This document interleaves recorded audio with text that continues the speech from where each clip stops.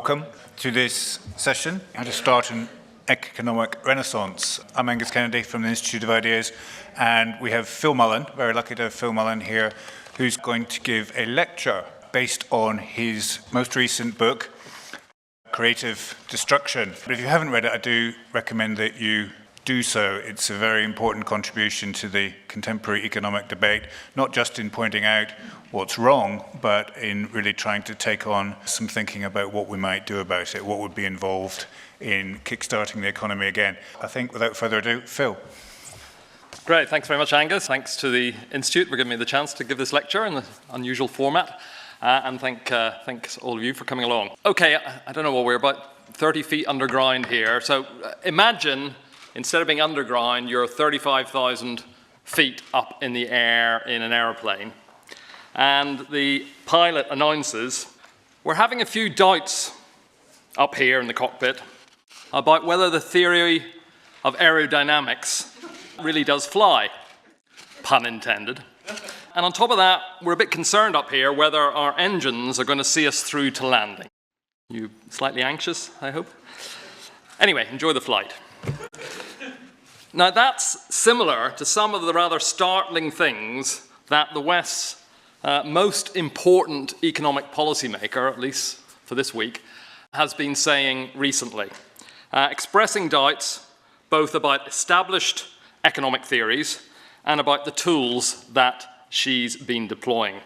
And she, as you have probably guessed, is, anybody guessed?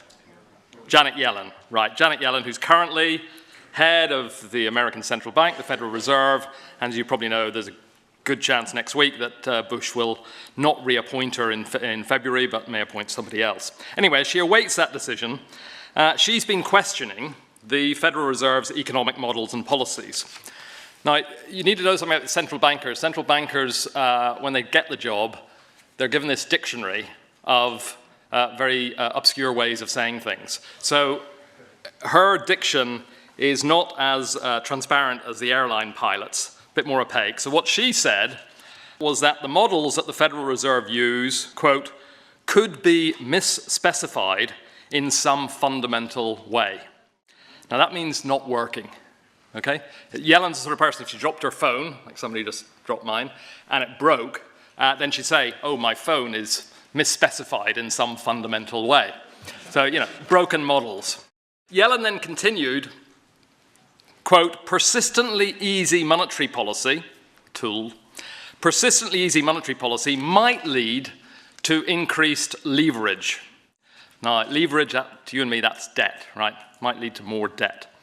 Having, to continue what she said, quote, adverse implications for financial stability. Now, adverse implications for financial stability, that's another way of saying causing another financial crash like 2008. So this statement is something of a bit of a mea culpa from Janet Yellen, because this is no hypothetical scenario she's describing. Easy monetary policies have been exactly what she and her colleagues have been implementing extremely persistently ever since 2009. So basically she's saying models don't work and the tools we're using are likely to cause a financial crash. Reassuring, as I say. At one level, Yellen's statement is indicative of a justified lack of confidence in what she and her colleagues have been doing, because almost everywhere across the West, as we'll all be familiar, regardless of these very easy monetary policies, we've been having a very similar set, I would say, to simplify, a similar set of economic issues across the Western economies. We've got much weaker productivity growth, which we've been discussing in other sessions, productivity being the fundamental driver of our prosperity, the output that we produce in each hour of work. In Britain's case, as we've heard discussed in some sessions, productivity has actually been flat in the last 10 years. That productivity problem has been what's been underpinning the very slow, in some cases non-existent growth in incomes for many people in the last few years. And while employment is at pretty high levels in many places, in fact, you've probably heard that it's at record levels in Britain, the government's very pleased about this.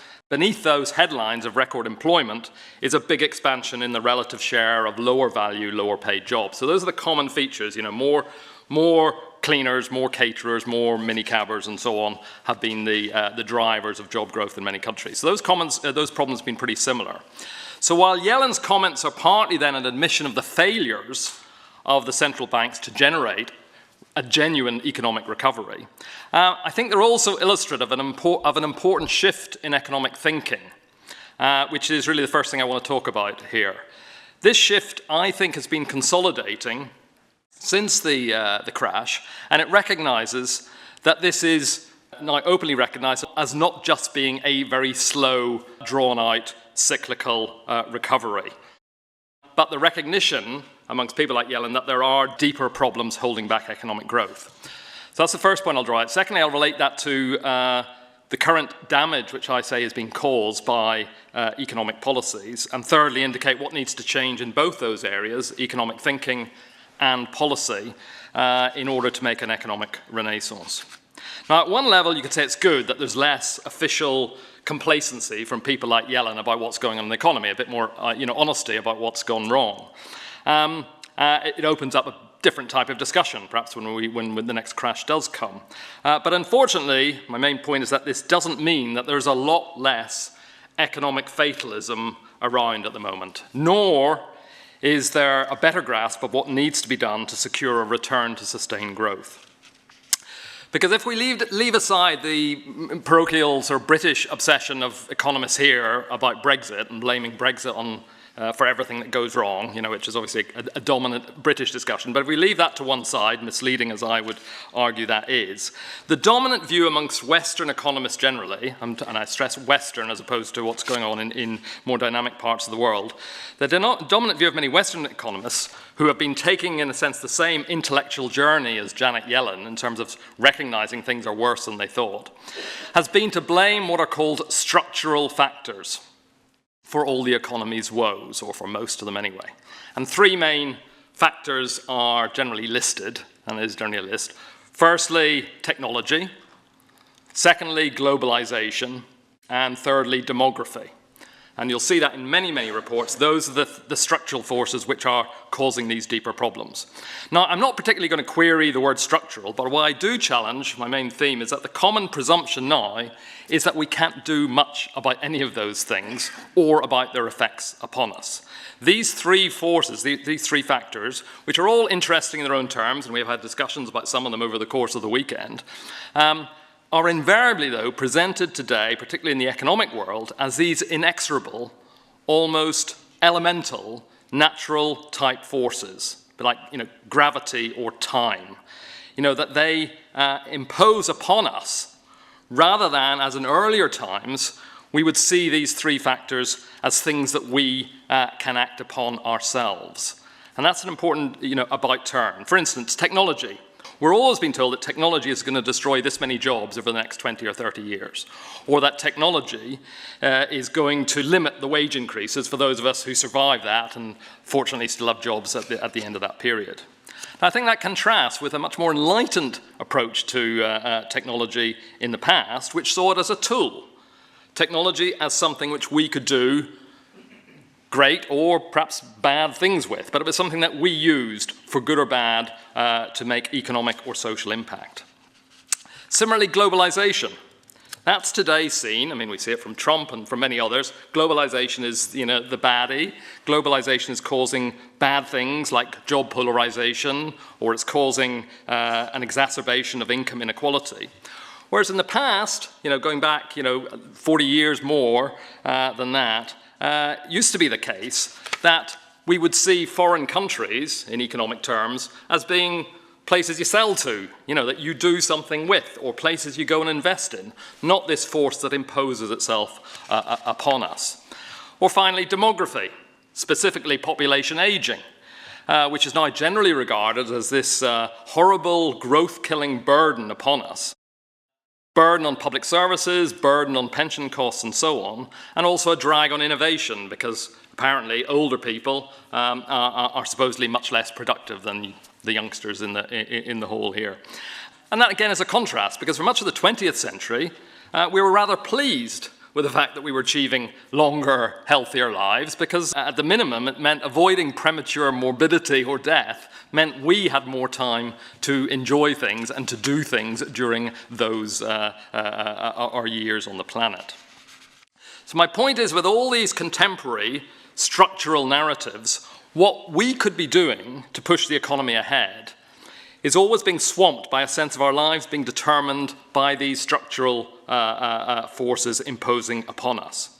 And if we think about it, there's nothing new about any of those three factors. We've had, for at least the last 150 years, we've had technological change, we've had global markets, overseas countries that we exchange with and trade with, and we've had demographic change, demographic aging, in fact, pretty much the same period of time, 150 years. But what is new is that only recently we've begun to view them, I think, as fatalistically, as these one-sided forces primarily doing things to us, that determine things for us, rather than as opportunities that we can avail ourselves of. Now, turning to my second point, the problem gets worse because this growing sense of fatalist resignation about our abject conditions, from Yellen to the other economists, has also been informing Western policymaking for at least the past 30 years, I would say, to give it a specific period. I think since Thatcher in this country, since Reagan in the United States in the 1980s, the idea of active economic policies, of human intervention to improve the economic condition, has basically fallen out of favor. Instead, most economic policy in those years has become about managing everyday economic life, whether it's just managing the budget or managing the labor market as it is, just managing the way the world is. Instead of policies with transformative objectives, as was the case previously, we've seen the increasing adoption of what I call status quo policies, designed to maintain stability and limit anything that smacks of disruptive change. For instance, I think this pro-status quo impulse is very evident today in the Brexit discussions.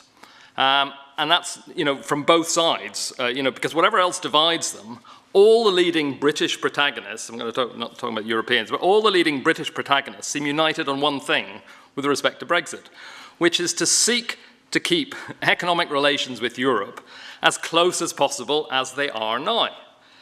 It was, our chief Brexit negotiator, David Davis, who first articulated the goal earlier this year, in his words, of an agreement that will, quote, deliver the exact same benefits as we have now. And everyone else says, yes, great, that's what we want. I mean, we don't really want to leave, say some people, but as long as we can all agree that we want to leave things exactly the same as they are today. That's the objective. That's an expression of that status quo policy. No change to the status quo. And I think that's become even more farcical in the last few weeks as everyone's jumped on the transition bandwagon. No one seems to have a clue as to where we're transitioning to in, 2021 or 2022, but that doesn't matter. I mean, in the old days, when you talk about transition, it was generally from A to somewhere, B, D. You knew, it was fairly fundamental to know where you were transitioning to. That doesn't matter these days. No one cares about that at the moment. I mean, they will care about it in 2 years' time or whatever, depending on what happens. These people are, rubbing their hands at the fact, great, 2 more years of status quo. That's what we got. It's no longer 1919, it's now 1921, or, Thatcher's talking about 3 years and so on. So that's the impulse to maintain this apparently wonderful status quo is what drives a lot of our political life. And it's not just over Brexit. I think this pro-stability urge is apparent across a range of economic policies. I think you see it in public spending. I think you see it in welfare policies. I think you see it in our housing policies, which is designed to make us buy more of the existing inadequate number of houses. We see it in the ultra-low interest rates, which Yellen and others have imposed. We see it in insolvency rules. We see it in regulation. Because the vast bulk, and we can perhaps discuss that or can question it, the vast bulk of all these today increasingly leans to supporting incumbent existing businesses. They discourage the way they act, they discourage new companies which could cause disruption and which could cause change in a positive sense, and they generally try to sustain things pretty much as they are, as if the present malaise which we are in is worth preserving. Now, this goal of stability, sometimes seems attractive in our personal lives. it's sometimes seen as a good, seen as a good thing, have a bit more stability. No one's going to complain about that. But for the economy, stability is a very precarious goal. Because a modern economy is like that proverbial great white shark, that if it's not moving forward, it tends to be dying. Because economic stability and having that as the goal of policy means a policy objective of stability. It means that stability really means stasis. It means no change. Same word. That turns into stagnation, which in time turns into atrophy, wasting away, which I think we can see in a number of areas. Now, I'd stress that this is not anybody's, no politician's, not Philip Hammond's intention. No politician is intending to inculcate stagnation and atrophy. Nobody wants that. But it's the result of all those pro-stability, status quo policies. That's the end result, is that economic sclerosis, which we can see in productivity, incomes, and job creation, and so on. The political rhetoric is still often, in fact, more so than ever, everyone will talk about buzzwords of innovation and disruption, and we've never had more disruption than ever in the world, and we really need to innovate and all that. It's there in all the documents. But the practice, despite all that rhetoric, the actual policies pursued, I argue, are holding innovation back. And that's different to the way business cycles worked previously, because in the past, going back beyond, prior to 30 years ago, recessions used to play a sort of cleansing role, clearing away a lot of the old capital assets, the old capital values, in order to reset relations for another bout of growth. But instead, recently, my argument is that government policies have one-sidedly been acting to preserve the old, acting to maintain the more technologically backward capital. And that's a very fundamental barrier we have today. In particular, those status quo policies have been sustaining what I call, and others call, zombie companies. Businesses that survive, but are going nowhere. They can't invest, they don't have the funds to invest, they don't have the incentive to invest, but they act to clog up the economy for everybody else and discourage even stronger firms who've got better cash flows from investing. It's not a good environment in which to invest. Because most businesses are, to use one of Theresa May's mantras in a different context, most businesses are just about managing. That's what they are. They're not thriving, they're not expanding, they're just about managing. In Britain, about a third of businesses, one estimate saw, are loss-making. That's a big number of businesses not going anywhere. Another study from the Enterprise Research Council discovered that productivity, we've talked about the productivity shortage, productivity trap, productivity at a business level has been falling over the past 15 years for over half of British businesses. Yeah? Half, we're talking about 5 million, something like that, businesses. Over half of British businesses in the last 15 years have seen their productivity not even stagnate, but have been falling. And the percentage, the share of businesses which have been declining has in fact gone up a bit over the last 15 years from about half to about 55%. So that's a static, decaying, atrophying economy. And I think that this congested, this dull, this going nowhere hidebound capitalism, I think accounts for all the main troubling features of economic life today, including solving what everyone perennially talks about in the economic world, the productivity puzzle. There is no puzzle about productivity. Productivity is flat because businesses aren't investing. They're not investing enough in the new technologies and in the which exist as inventions, but they're investing in innovation. That's why it's not happening. And it's this zombie economy which explains that lack of investment. Firstly, governments and central bank policies have been keeping those low falling productivity firms alive who are not doing any investment themselves or just sort of ticking over investment. Secondly, this congested zombie economy is curbing the startup or expansion investment and innovation needed to create the new higher productivity jobs, so it discourages those companies from investing. And third, the expansion that has taken place, the reason why we have record employment at the moment, has been in very low investment, relatively labor-intensive and low productivity sectors that I mentioned earlier. So hence, what we call the batting average effect on productivity of this triple whammy. The top performers, the strongest companies, are doing less well on average because they're investing less. The zombie economy is not a thriving economy to invest into or expand into. And then you've got the bigger tail, secondly and thirdly, of the poor performers, both the old zombie firms that are just hanging on, paying 0 interest rates, and the even newer ones, like the proverbial self-employed Uber driver. That's part of the great expansion in employment, but very low productivity. So this brings me to my third point, and what we can do to reboot the British economy. And that applies to other Western economies too, different degrees. In short, I think we need to clear out, the controversial point, we need to clear out a lot of those low productivity zombie businesses, which means putting a stop to those status quo policies. So there's a way of doing it. There's a leverage that we've got to do something about. Stopping all those status quo policies that are reinforcing the market paralysis and impeding the process of creative destruction. Because it's that sort of process, destroying in order to create, that sees the older, historically was the case, older, less productive businesses close down so that they can be replaced by newer or expanding more productive ones.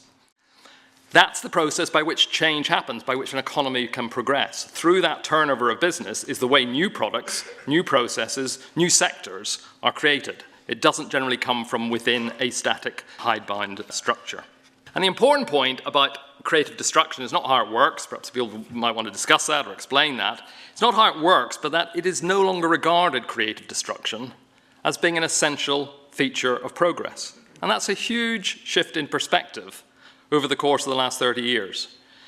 For something like 200 years, really, it has been uncontentious that something like creative destruction is intrinsic to economic life. Go back to the classic Adam Smith's Wealth of Nations, his invisible hand, late 18th century. That was implicit in there, that process of change. Go to, obviously, Karl Marx, middle of the 19th century, discussing the need for violent phases of destruction of capital values he described, through to the 20th century, Joseph Schumpeter, who coined the term actually, who in the middle of the 20th century wrote about, quote, the perennial gale of creative destruction. So for most of the history of industrial capitalism, it's just been seen as part of the way capitalism works and that progress takes place. That progress requires us to make change to the economy, either by business or by the state or by some combination of the two. But that's changed now, that's my point. But now, as far as economists and politicians are concerned, the whole notion of creative destruction is something we should be wary of and try to minimize because it goes against all the current fashionable watchwords of stability, of predictability, of certainty. That's what they're all trying to hold on to. So in conclusion, I think the biggest barrier to economic progress today, the way to bring about this start of a renaissance, is not anything structurally imposed upon us, but is this intellectual and, very importantly, this policy-backed cultural resistance to change, with the consequence that economic sclerosis becomes self-fulfilling. I think all our economic symptoms of decay are not determined for us. They are not happening to us. They flow from the reluctance to make change, and in particular from all those multiple policies that institutionalize the impulse to preserve things as they are. So the precondition for any economic renaissance, very simple to start with, what should my industrial policy be? No doubt a question may arise, is to reverse the impact of all those policies which are propping up this thing which isn't working. Let me just end with an illustration. What does that mean in practice? I think, give an example from regulation. We had a session earlier about regulation. There was a general, I think, consensus that Britain is a pretty over-regulated place. Some people saw that was good, some saw that was bad. Discussion about regulation as a sort of a barrier to business investing. And the point was made towards the end of the discussion, which is the one I would stress, was that regulation enforces or reinforces the way things are today, because regulation generally is from the standpoint of the existing business. So even though a lot of business say, oh, I don't like regulation, once it's established, the existing business is the one that benefits from it, because it's the upstarts, it's the startups, it's the new challengers who are the ones who are really crippled by having to accede to all these regulations. So it's one of those forces which I would argue is deadening and ossifying the zombie economy. So what can we do to that? Well, I'd say here are three things, just three policy changes we could make about regulation. We could impose a bureaucracy break, which is what some countries are experimenting with, which is basically a rule, another rule to stop rules. Say, for every rule you want to have, 3 have to go. Very simple. You know, if you want something, you think something's so important in the economy to manage, then find 3 which are now redundant, right? So instead of this escalating thing, you begin to turn the tide. Second, initiate an audit of all existing regulations. And there's no question, there's plenty of auditors out there, there's plenty of regulators who've got, things to do. Focus them on saying, audit everything which exists at the moment with this very simple view, to eliminate or amend every regulation from the perspective of, does it foster innovation or does it help the existing incumbent business? And if it's helping the incumbent business, get rid of it, turn it into something which is fostering innovation. And thirdly, on regulation, we could say offer an exemption from all existing regulations to new firms. Because that's the real problem. New businesses are not being established at the moment. Just say, we will have an embargo. No regulations at all on all new firms, say up to 5 years old, with the only exceptions being a very select list of laws. Laws which are to do with employee safety, consumer safety, and the companies paying their taxes. Everything else, say, have a holiday. Actually get on and do what you want to do with your business, and you can prepare. If you think you're going to succeed, well, you'll be ready in 6 years' time. You're going to do all the other things that people are doing, but you can actually get on and create your business rather than be put off by it. Now, these types of policy changes, others in the room may have different takes on that or even better ideas on it, but those types of policy changes are very easy to state, but they would represent a complete revolution in mindset. And that's what we need, really. We need a revolution in thinking. That's why I started with the intellectual problem which we have. We need that different way of thinking about things. Now, during the course of the last couple of days, I know everybody, and I'm sure everybody in this room agrees, that the old political divide between left and right is redundant. And we've been discussing in some other sessions about what the new divisions should be, what the new divides in society.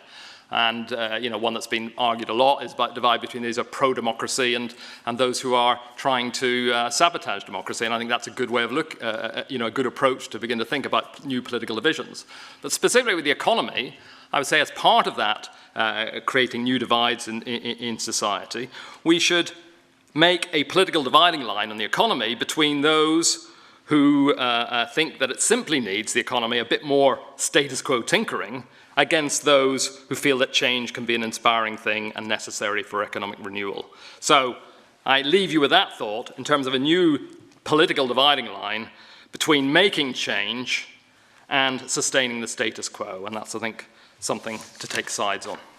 One of the things that's interesting about the book and the lecture you've just given, I think, is that it does cut across quite a lot of the contemporary imagination.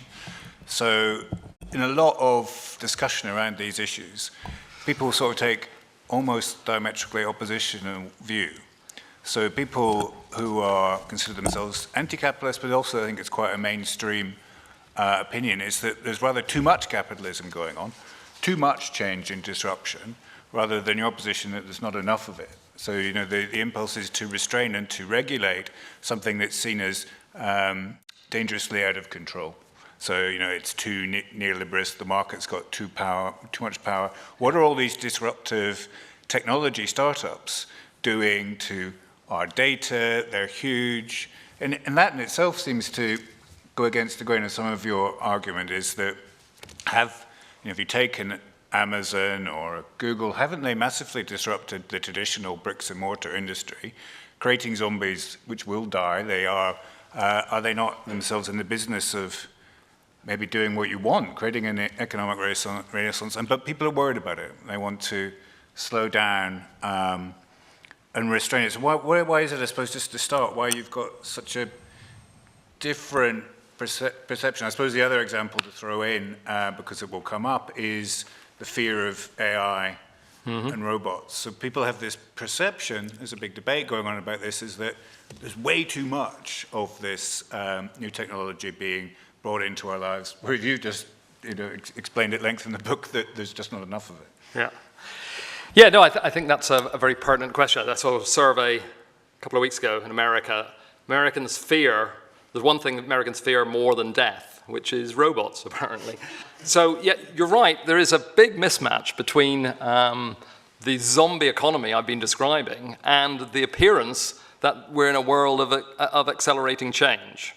Now, I can quote the figures, and it's not just my figures, you know, a lot of more critical people have looked at these things, and the reality is there isn't this huge destruction of jobs going on at the moment. I mean, in general, in the last 30 years ago, take the American economy, which is, you know, the Microsoft economy, the Silicon Valley economy, something like 1 in 6 jobs was destroyed every year in the 1980s. That's on average. 1 in 6 jobs was destroyed. It's now about 1 in 10. So it's like about a 40% decline in the number of jobs which are destroyed.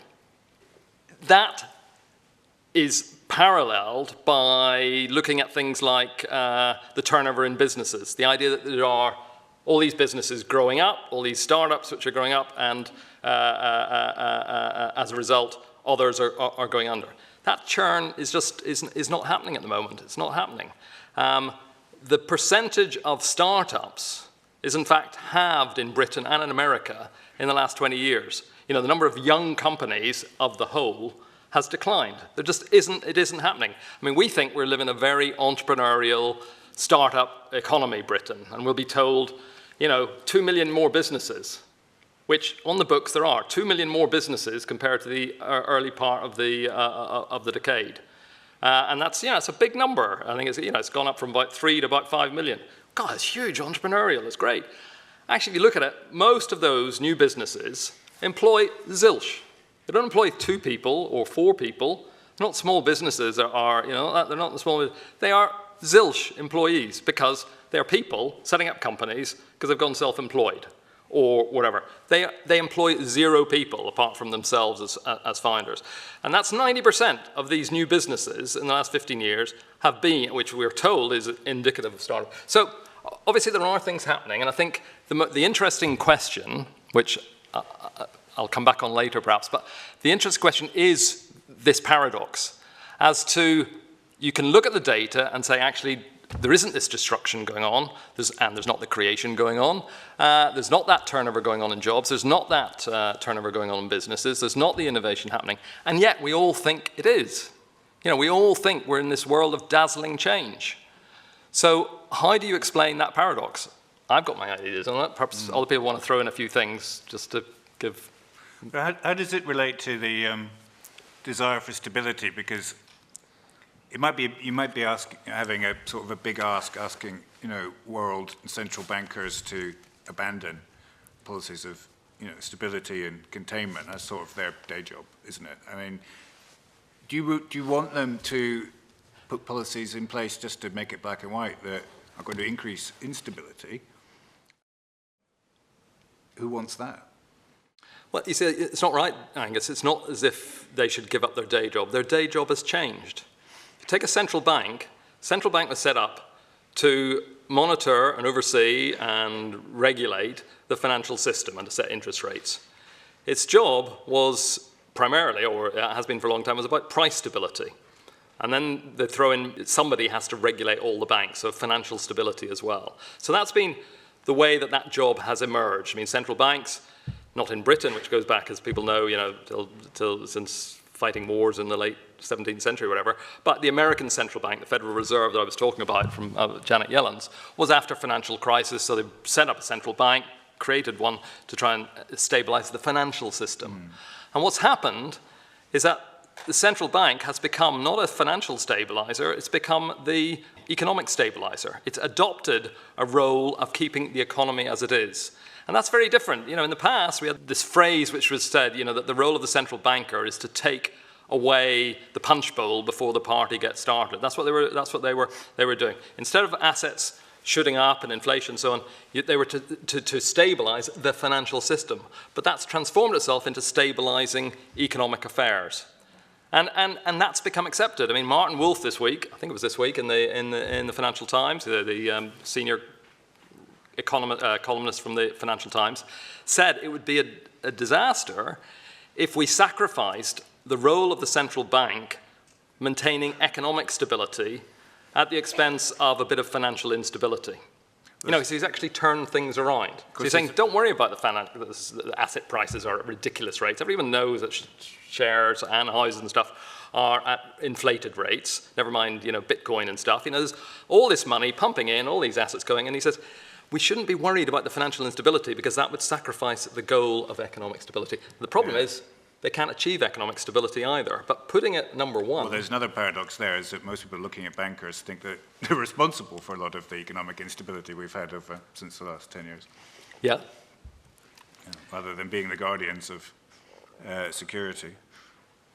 The other thing I wonder about, and we were discussing this earlier, is you know, why don't people just get on with it? Because we've got lots of cheap money available, a long period of historically low or even negative interest rates, so you can get the money easily. What's holding people back from investing in new technology? Because it does seem really slow. I think I agree with you, it's slow. Only just now, I think I've been reading the last couple of months, they've got one automated field in British agriculture. Agriculture, yeah. And that's taken a long time to come. And I'm not an expert in farming, but it doesn't seem that complicated to me to have a machine to go along. It's taken a long time, but you know, why is it being so slow? Because you can get the money, you can just go out and do it. Surely there's some money to be made. Why are people not investing? It's in the nature of the market economy, or the capitalist system, let's call it, which explains that it needs a perennial process of purging itself. And this is what the business cycle has historically been. The business cycle has been a way of destroying capital values which are able to still produce, but aren't able to produce enough to be able to invest in the next round of toilet. It's what we call a profitability problem. And if we look at why things slowed down between the post-war boom years of the 50s and 60s and the 70s, it was that problem of a profitability mismatch. People were making money, but they weren't making enough to invest in the next round. But that's become a self-fulfilling sort of process once you get into a depression. Because if you don't have clear-outs every so often, and obviously we had clear-outs in Britain and other countries, the mid-70s, for those who remember, was a bit of a clear-out. The early 80s was a bigger clear-out. A lot of heavy industry went under that stage. So you have had clear-outs, but instead of there being a new dynamic created of new sectors being set up, instead of that, policy shifted to just try to maintain things as they were.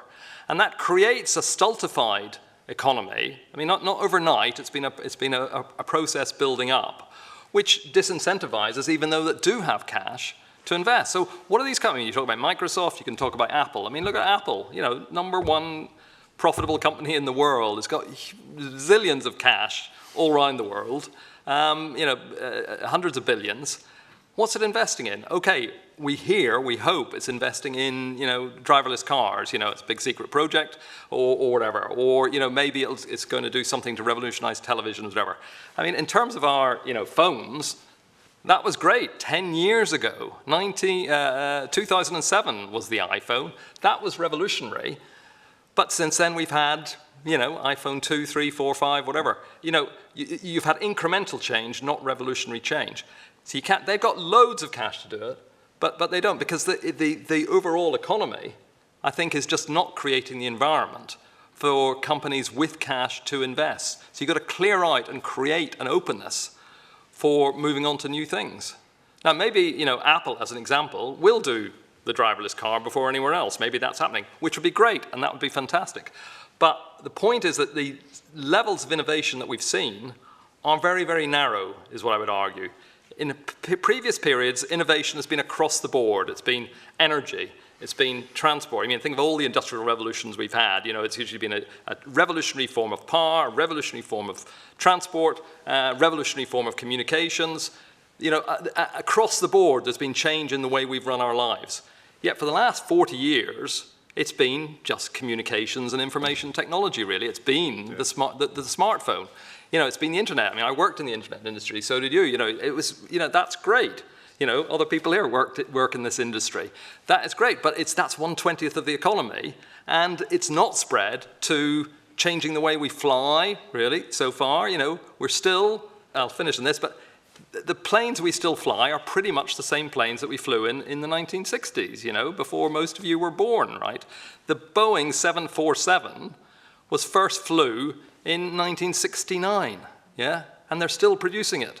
You know, going around, you know, transport trains, right? I'm not talking about the super trains in China, but the train system hasn't really changed. You know, we're still talking about electrifying a few lines, for Christ's sake. You know, so outside that narrow area of information communication technologies, and very important, the personal gadgets, which is why we're all dazzled by it, or one of the reasons we're all dazzled by it, because we can do these things. This morning, we had a session, I don't know if Hillary's here, we were discussing the Weatherspoon app, which people were raving about.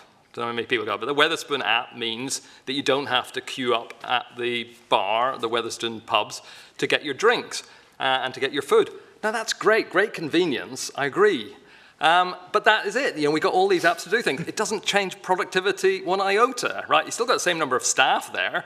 All it means is that you don't have to queue at the bar. Great, I like it. You know, it changes our personal lives, but that's why it can coexist with flat productivity. Because a lot of these changes, 95% of these things in information technology, which we all get excited about, don't feed through into the way we produce things, into productivity. They just make our lives different. So I'm going to return to the familiar prism of looking at this through Brexit. Okay. It seems to me that Brexit is a necessary but not sufficient condition for your sort of policy prescriptions. I think my concern is that, as you alluded to, there is a great fear of seizing some of those opportunities, and everything seems to be about containment and managing the process as tightly as possible. And you know, if anyone talks about things like tariff reductions to improve competitiveness and consumer welfare, it's just this like, oh, you must hate the farmers and you want the end of manufacturing. Or if you talk about improving our regulatory environment, it's, oh, you want to roll back employment protection and you don't want to protect the environment. And I'm just wondering if you see a way of making those arguments and getting through that sort of status quo sort of defensiveness that we have, and if you can hear any voices on the political scene at the moment that we could look to make that case. Is there anybody in the political class at the moment arguing that sort of thing? Are any of them any good? Thank you very much. I'd like to know what you think about James Dyson, because he seems somebody who's very innovative and he's going to invest in engineers. Yep. And I wondered if you could name any companies who you think are actually living in the solution rather than the problem, according to you. Well, I've read your book, and the one question I have is really the kind of economy you think is going to have to emerge. I mean, that part of your book seemed to me a little bit short. Maybe you can say a little bit more about that. Because, like, if you just mention, let's say, different sectors like computing or God knows what, it just seems a little bit abstract. Perhaps you could sort of develop that argument. So what a future economy of the type, my fourth industrial revolution is I like? think she's looking for investment advice.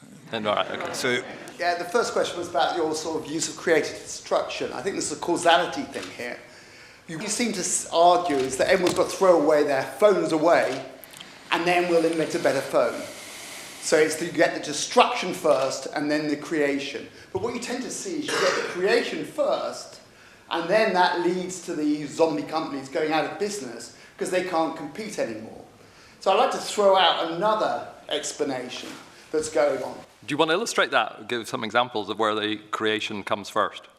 I'm asking you to elaborate on the creative destruction mechanism. Right. Yes. Okay, will do. So and what I'm going to say is what's actually going on is the fact that labour or wages have been kept very low. Because what we saw is why the UK, if you like, was the focus of the Industrial Revolution, was because we saw wages were very high in the UK.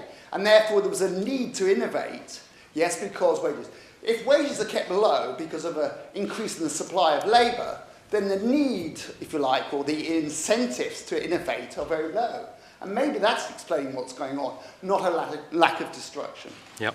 So I'm maybe concerned with how your proposals will work, or if they would work in relation to getting the auditors in to sort out the regulatory problem, or to impose the rule about the kind of regulatory holiday, whether this kind of bypasses the other question that you raised of democracy. Because, clearly if you give a company a holiday from the regulations and then they start to bring in foreign workers, or they have genetically modified organisms, or they start using people's data. I mean, of course, you say, well, there's exceptions for consumer safety. There will be big rows over these things. If you try to build a new jet airliner, you can go and talk to the engineers who want to build those engines, and they say, well, we'd really love to do it. The lawyers won't let us throw away the old designs and start again. Is that, put in the exception for consumer safety, really these are political problems, and we need to kind of win a political argument about growth and dynamism, which it's maybe more an emphasis on the presentation, or I'm not sure, maybe not, but to present it and say, well, we can just introduce these rules about regulations, get in the auditors to survey the whole thing, doesn't seem to me like this is quite what's needed. Well, no, just on that, I mean, fair enough. I mean, I was trying to give an illustration, not that that is a panacea to solve things, but I think, Joe, your emphasis on the democracy side is very important to the whole theme, which answers the point, unfortunately. First question is, no, I don't think anything good's going to come out of the existing political class, not because the individuals are badly intentioned or they are, particularly unimaginative, but I think the political class has got a certain internal dynamic to it, and whatever political complexion, it has bought into and been brought up within this status quo mentality, and I can't see that changing from within itself. So I'm not putting forward a technocratic solution as to how you deal with regulation. I'm just saying there are very simple, I'm making the point, there's very simple policies, very easy to list things, but it's a huge, as I say, intellectual revolution, which is also a democratic revolution, because you're going to have to get rid of the people who are keeping everything down at the moment. There is only a democratic solution to it. I mean, when I was writing these books, as people in the audience know, take quite a long time to write, and while I was writing it, there was nothing I could see in 2015, that period. How can I make this meaningful? And then, lo and behold, we have Brexit vote, which I wasn't expecting. I'm not going to say I predicted it. Very pleased about it because on the democratic grounds. But that actually showed then the democratic thing. Whatever else, you can look at it and say, well, what were people voting for? They were voting for change. Yeah. Nothing, that is what they're voting for, and that's what I'm arguing for. We need change. We need to shake things up. And this is 17.4 million with people saying, whatever everyone's telling us, how dangerous it is to change anything, how dangerous it is to upset the status quo on our relations to the European Union. For all that was thrown at us of 500,000 unemployed and immediate recession and all the sort of social consequences and stuff, people said, no, we'll vote for change. So it's inspiring, that is, and that shows that it is possible. But it's a matter, obviously that's not going to translate into an economic plan for Britain, but it's the raw material. So but there is a point there that people were sort of explicitly willing to undergo a period of economic hardship to get to somewhere better later on. So that's useful. So 2 points. The one on cheap money and the fact that it hasn't worked very well. So why isn't this being invested?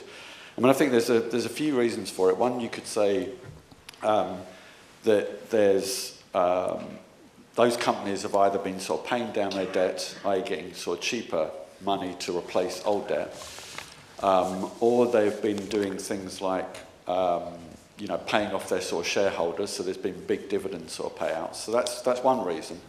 I think the other, and I work in telecommunications, so it's the industry I know best. And what most of those companies have been doing, they've been spending this cheap money on basically merger and acquisition kind of activity. Yep. They've been going, so rather than going for organic growth, they're just buying competitors up, or they're buying smaller companies that are innovating, but they're not actually innovating themselves. I think you could also say the same actually in the pharmaceutical industry. People complain that there's no new drugs. Well, there's the reason. I think it's not organic growth. They're not doing R&D. They're buying up smaller competitors.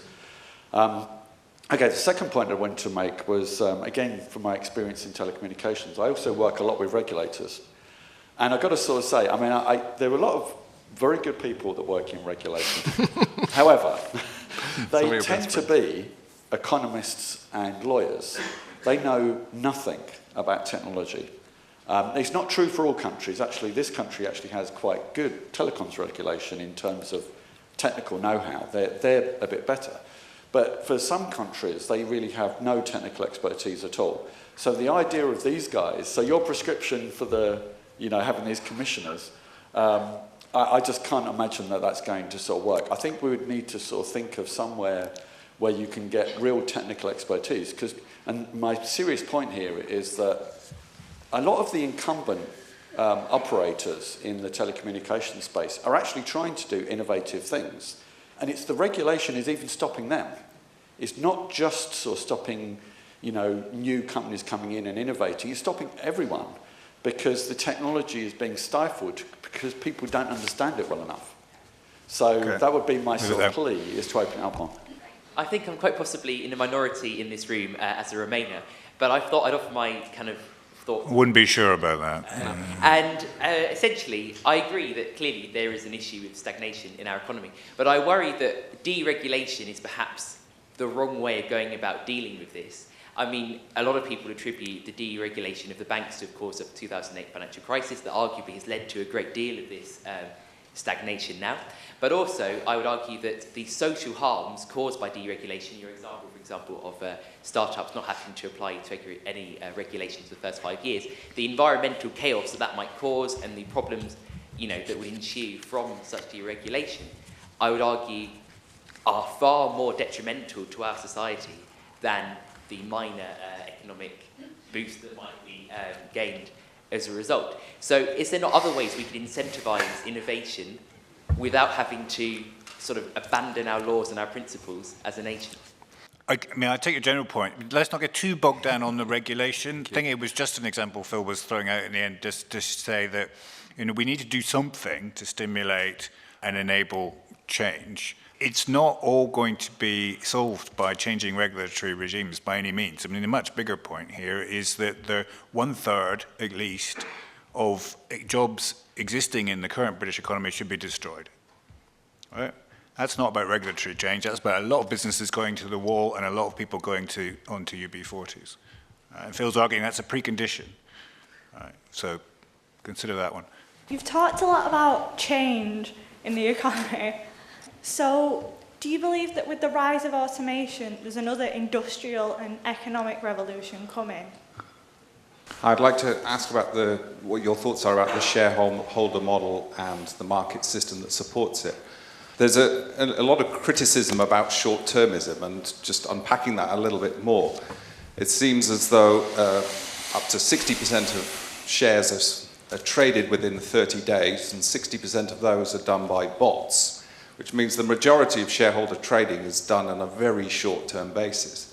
And the consequence of that is that markets are now looking to CEOs to be able to deliver performance that delivers what they want to see in the next 3 months. It's become about market signals rather than shareholders having a long-term interest in what the company is doing. So the consequence of that is businesses become very nervous about delivering the numbers. So a huge amount of corporate companies now are doing more, as you would say, or Clayton Christian would say, sustaining and incremental innovation. They become very risk averse because they need to hit the numbers.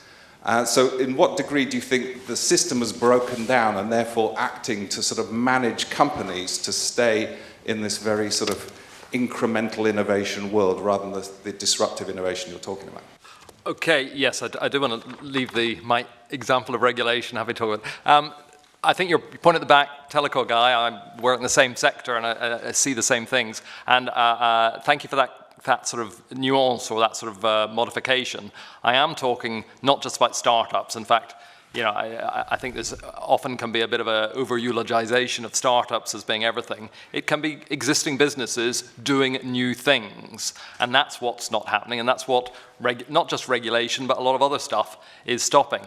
I mean, my point on the creative destruction, just is that ironically, I think the problem is that businesses, even though, for example, some regulation you can say is actually inhibiting people and making life tough for startups or for existing businesses expanding, overall, regulation and everything else I've talked about, public spending, welfare policies, in-work tax credits, insolvency rules, procurement rules and taxation rules, very low interest rates.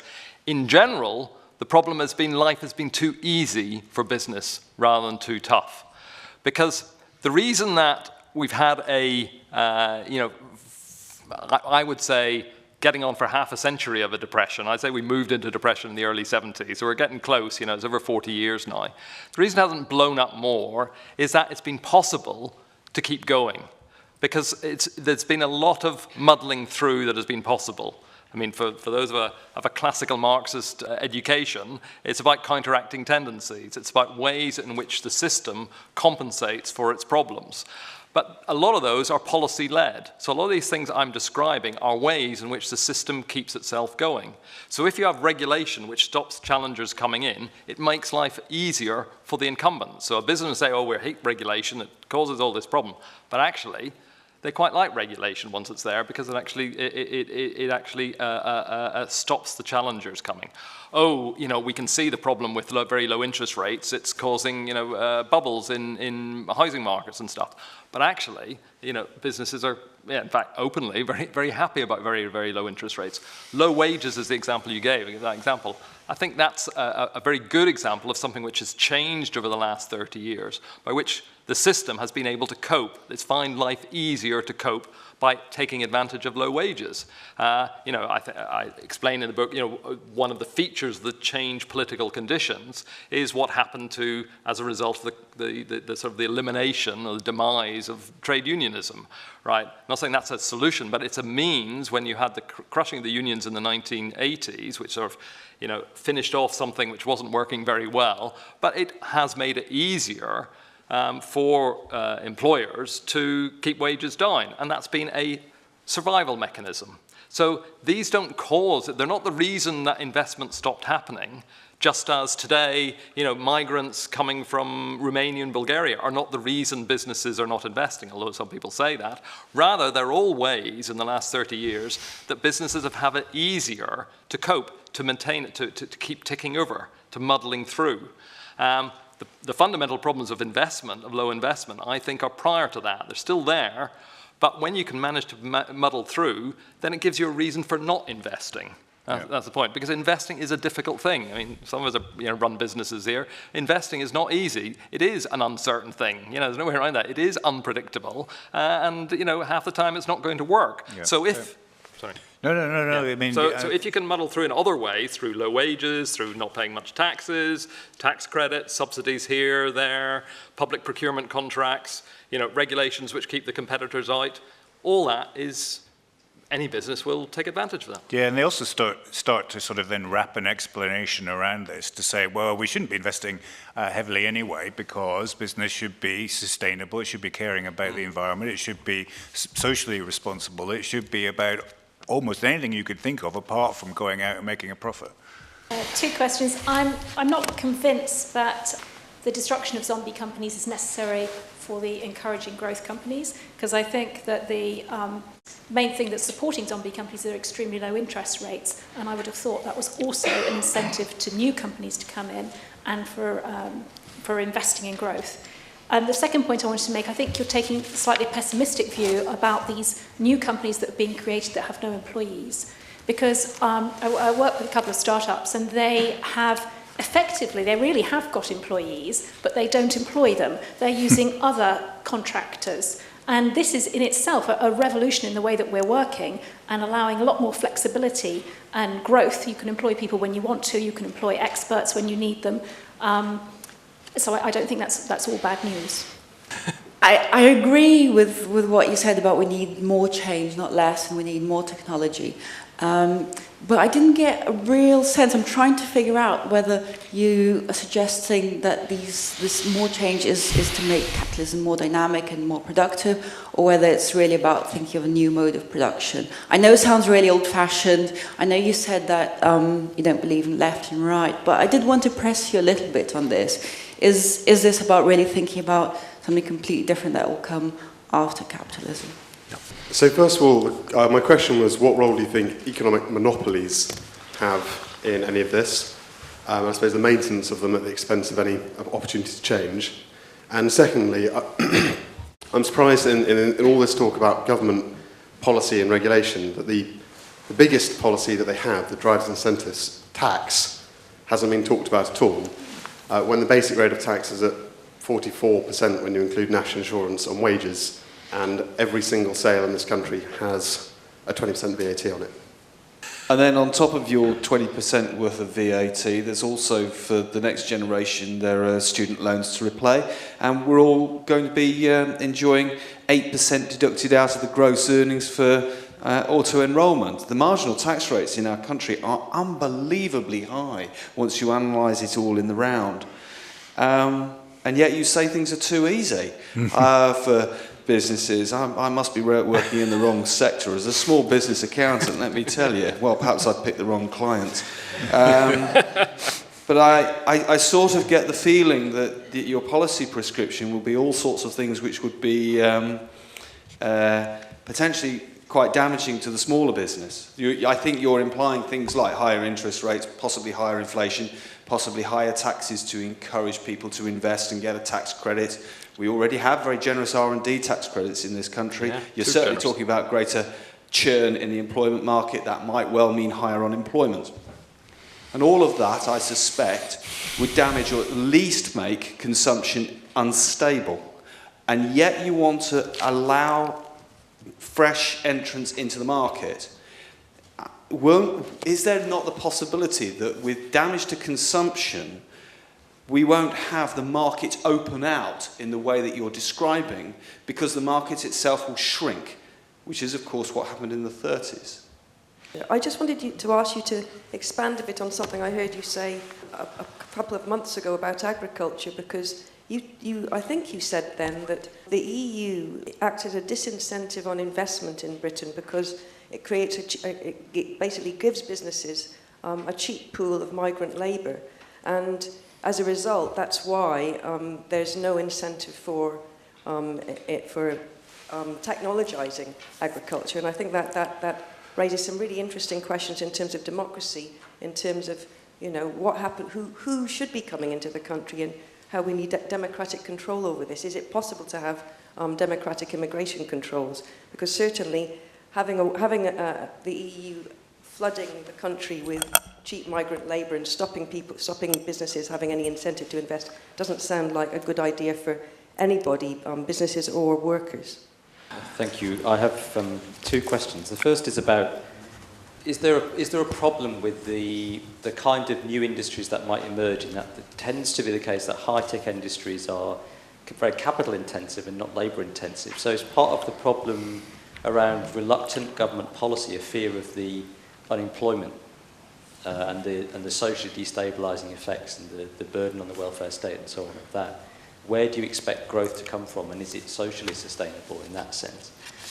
The second issue is about your emphasis on deregulation. It doesn't seem to me that the call for deregulation is a new idea. We've been living in an era of deregulation for 40 years, and it seems to me that cycle of capital accumulation has more or less run its course and caused many of the problems that you're talking about.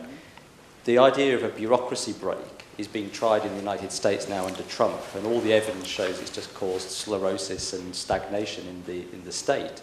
And it's interesting when I hear from people in startups, what they often say is, we don't want deregulation, we want regulation. We can't move forward without rules and laws that actually mean we're going to see a return on our capital investment. So you often hear that from people in the energy sector, or drones, or driverless cars and so on.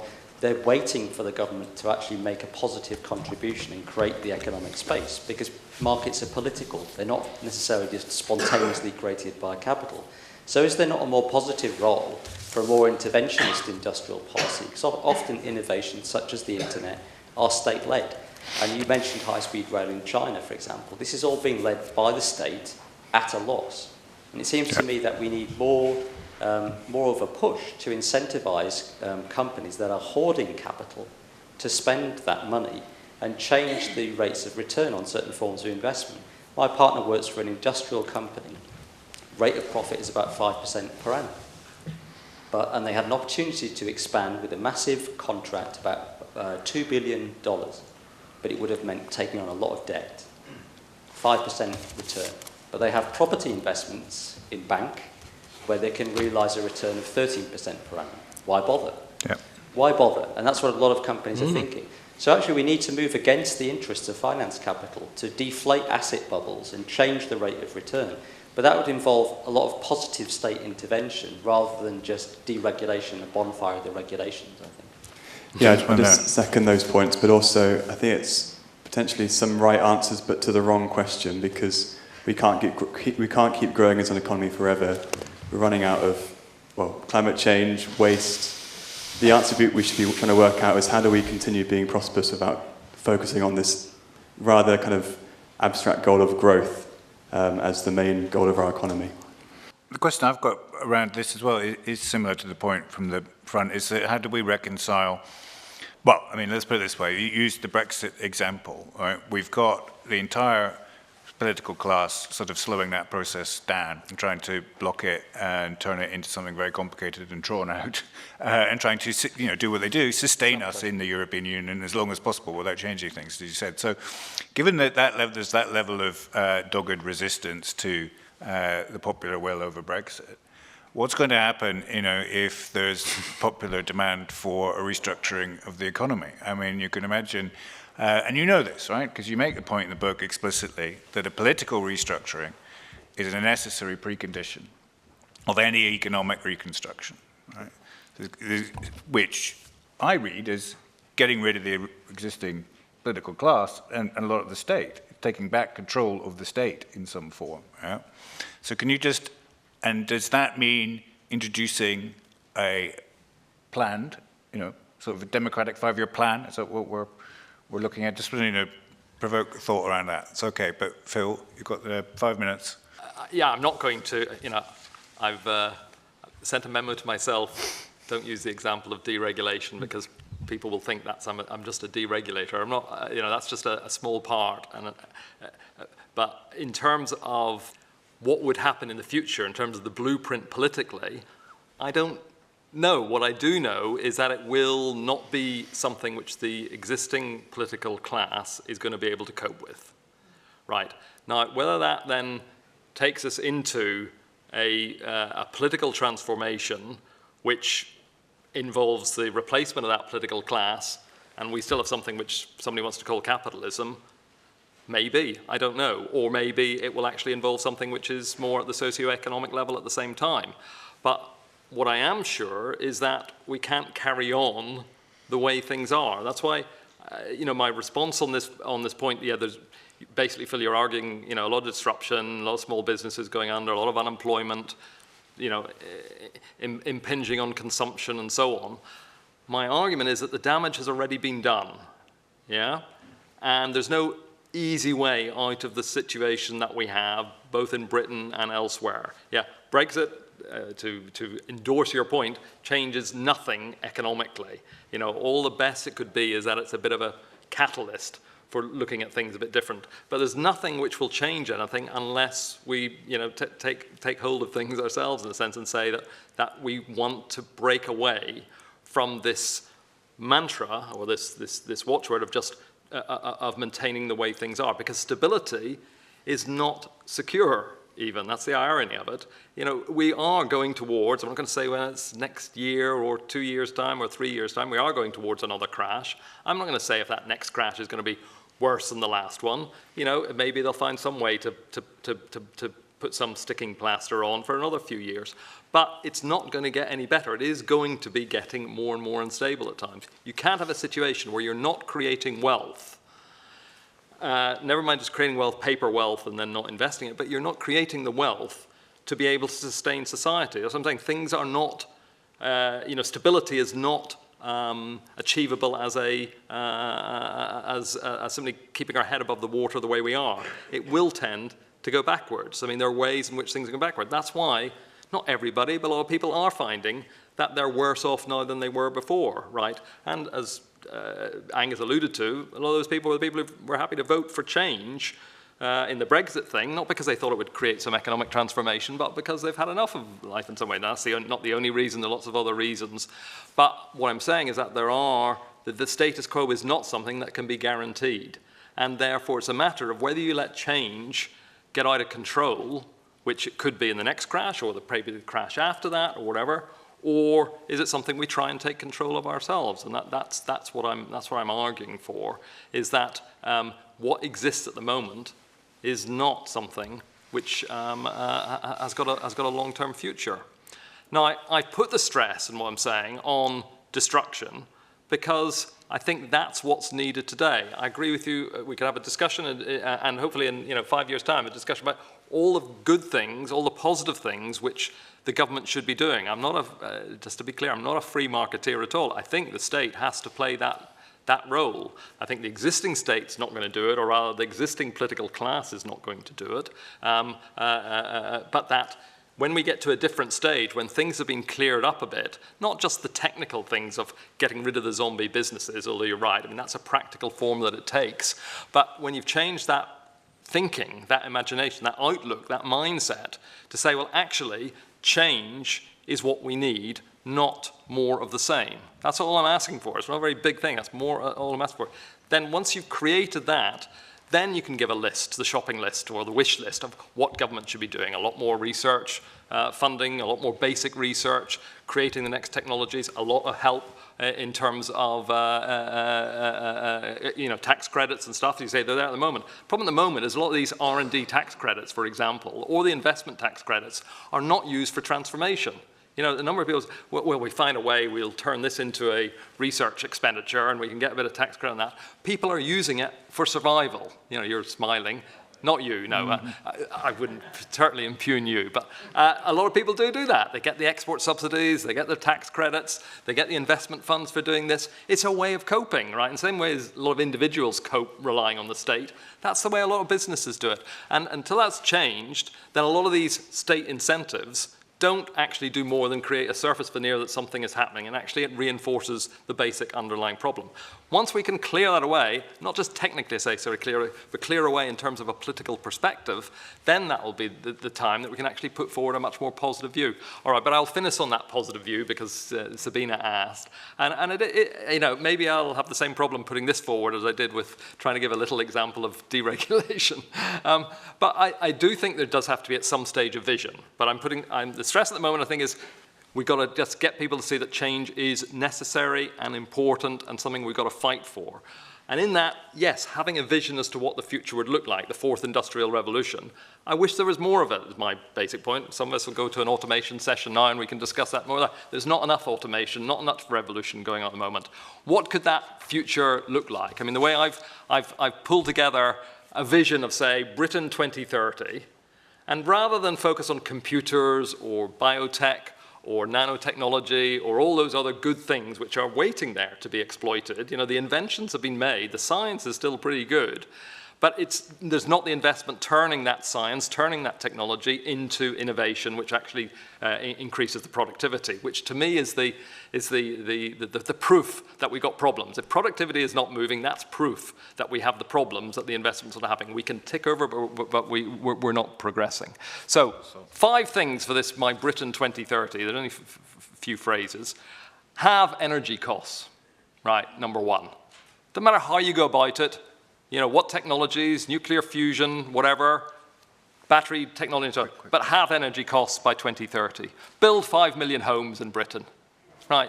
Use mass manufactured housing techniques you want, whatever, but build 5 million homes because we need them.